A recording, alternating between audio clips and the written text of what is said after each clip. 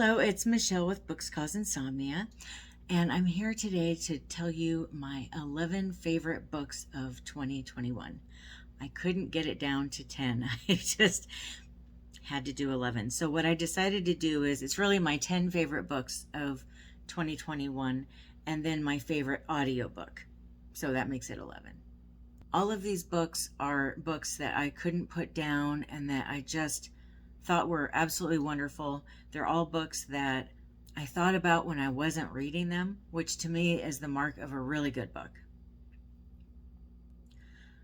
My favorite audiobook was Night Swim. Now this one is about a woman named Rachel who has a podcast, and she goes to a town that she's never been to before to investigate for her podcast a rape trial. And it's a very intense, wild ride. I think it really added to the mystery of it, with her not knowing the town or the people in it and not knowing who to trust and who not to trust. There are a lot of rape references, and there's a lot of discussion in their book about the effects of rape, not only on the person who's been raped, but also on the person who's being accused. And like most of my favorite books, this book had a very unexpected twist at the end. Number 10, Horrorstor by Grady, Hendrix. This was, I just started reading horror novels in 2021. And of course, if you're going to start reading horror novels, you have to read Grady Hendrix, right? I thought this book was so good. It looks like an IKEA catalog. It's got all kinds of references to different kinds of furniture. Each chapter will have a certain piece of furniture in it, and then that furniture is in the chapter at some point. It's about a group of, I would say, kids, people under 30, that work at this store, and there's some mysterious things happening at night, and so they're asked to work overnight to try to find out what's going on, and a lot of very spooky things happen to them. But I thought it was so good, especially being somebody who worked a lot of retail in the past. I found it humorous in points and scary in other points. Number 9, you're probably getting tired of hearing about this book, but this should be the last time I talk about it now that it's my year-end video. The Death of Mrs. Westaway by Ruth Ware. This book is about a lady named Hal, who, she's really kind of an orphan. The person in her family that she knew was her mother, who has passed away. So she doesn't really have any close friends. She doesn't really have any family, and she is poor, and she's working constantly trying to just make enough to even eat scraps. And she gets notified that her grandmother has passed away and she's going to get an inheritance.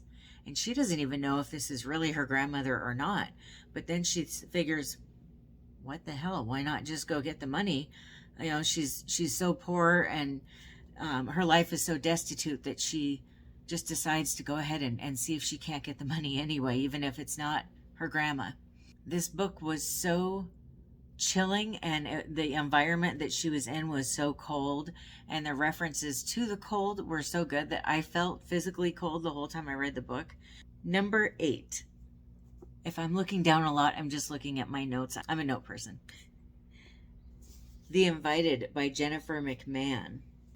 In this book, Helen and Nate are a married couple who buy some land in a town that they're not real familiar with, and they decide that they want to build a house that looks like a historical home but isn't, which that sounds nice, right? But it turns out the land is haunted. And it's just such a good book. It's really hard to put down. The haunting among women through the generations and families was something that I found particularly fascinating and scary. Number 7, Later by Stephen King. In this book, Jamie it's a coming of age story, really. It starts out when Jamie is very young, and it goes through his life until I think it was when he was in his early 20s. And Jamie has a gift where he can talk to dead people, and especially very soon after they've passed away. When he speaks to dead people, they can't lie to him. Because they can't lie to him, it causes a lot of drama in his life. There's people that maybe don't have good intentions that want to find out the truth about things that he can ask. And it just leads to a lot of drama in his life. There's a big twist at the end. I definitely recommend it. Number 6, Mother May I by Joshilyn Jackson. This book was very shocking. There was twists all throughout. Every time I started to relax, the bottom fell out again. It kind of felt like being on an actual roller coaster. Basically, this book is about a mother who's trying to protect her children, and it also has to do with kidnapping. This book, if I'm honest, made me kind of glad that I don't have kids. I think it might be very triggering to mothers, but it was a book that I read in under 24 hours. Number 5 is The Winter Sister by Megan Collins. I found it to be very healing and eerie and beautiful all at the same time. And Megan Collins is my favorite new author of 2021. This was her first book, and it was the first one that I read in 2021, but I did end up reading her 2 other books as well. All 3 of them were 5-star books for me. I would say that the theme throughout all 3 of her books is something being so eerie and creepy, but yet beautiful at the same time. And there's a theme of healing in all of her books as well. In this book, a woman named Sylvie goes home to take care of her mother who has cancer. And she has a sister who was murdered when they were teenagers. Her sister's murder has never been solved. And while she's back at home, she starts finding out what really did happen to her sister. And she has to revisit a lot of the issues that her and her mother have always had with each other. There's something so gripping to me about a protagonist having to go home when they don't want to, and having to face something that they might not want to face. Number 4, Rock, Paper, Scissors by Alice Feeney. This is another one I could not put down, and I read in under 24 hours. In this book, a couple wins a trip, and they decide to go on the trip for their anniversary, except they're not even sure if they want to stay together. So it's a kind of, can we make this work anniversary trip? And this book just has so many twists and turns. It's shocking, it's scary, and it talks about the despair of loneliness. It's just so good. And I don't want to say much else because I really want you to, if you're going to read it, go into it somewhat blindly. But it is definitely worth a read. Just try to pay close attention when you're reading, because I don't think very many of us guessed what was going on very early. Number 3, The 4 Winds by Kristin Hannah. This book is about a woman named Elsa who is trying to survive during the Dust Bowl migration. It's a very fascinating time in history. I think that there's a lot mentioned in this book that we could really learn from now. It's about being brave. It really hit me reading this book how lucky we really are to be alive today, and we have it so much easier than a lot of people do. I loved the history of this book, the relationship that Elsa has with her mother-in-law and also her best friend later on in the book. I cried twice, which I don't normally cry in books, but I did. If you are a fan of historical fiction, I definitely recommend this book. Number 2, The Push by Ashely Audrain. It's a scary, crazy ride about a woman named Blythe who has a kid. And not very long into being a mother, she kind of thinks that her kid might be a sociopath and might be evil. And it was very scary thinking about what would it have been like to, be Ted Bundy's mom or Jeffrey Dahmer's mom, where you know that there's something wrong with your kid, but your spouse and society doesn't believe you and you're the problem, not the kid, kind of thing. This is another one where I was really glad by the end of it that I'm not a mom, because this book really is a scary portrayal of what being a mother is. If you are a mom and you're going to read it, just put your seatbelt on first. It also talks about dysfunction among the generations, how much we really do just keep what happened in our childhood and our parents' childhood and their parents' childhood. We just keep it going and we don't stop things. It was nauseating and dark and heavy, but so good though.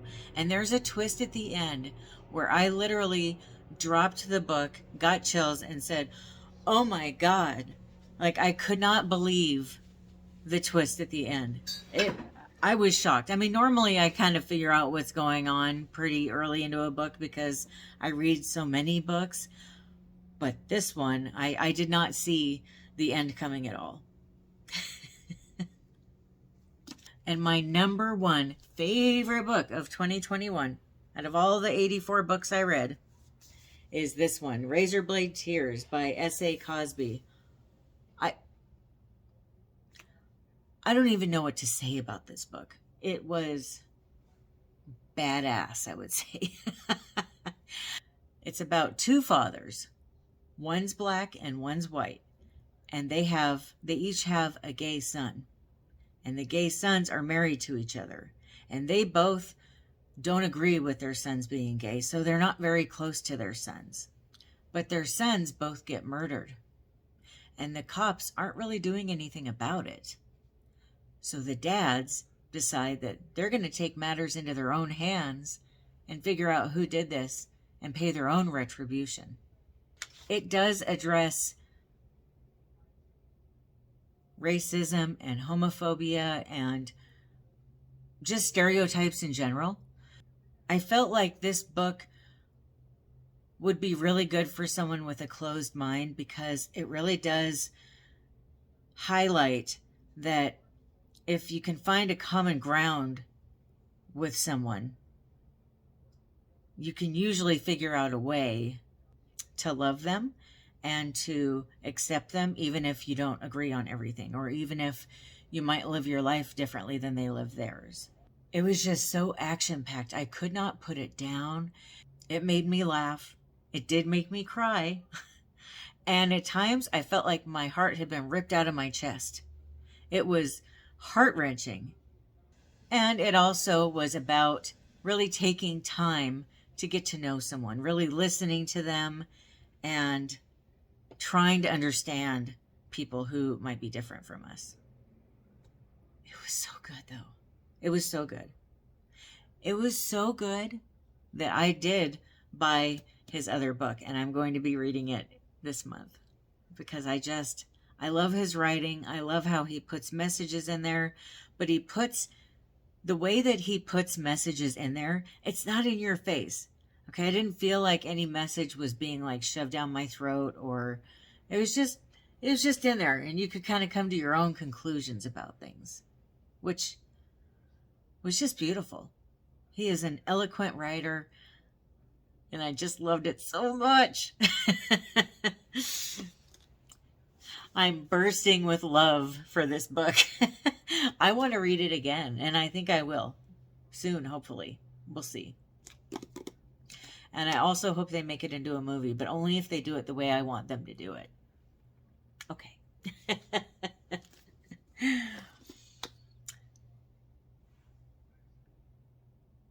Well, that's it for my favorite books of 2021.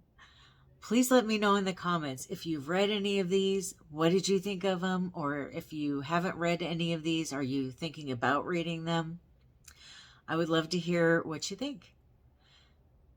Thank you so much for watching. I hope you have a wonderful rest of your day or night. Happy reading. Bye.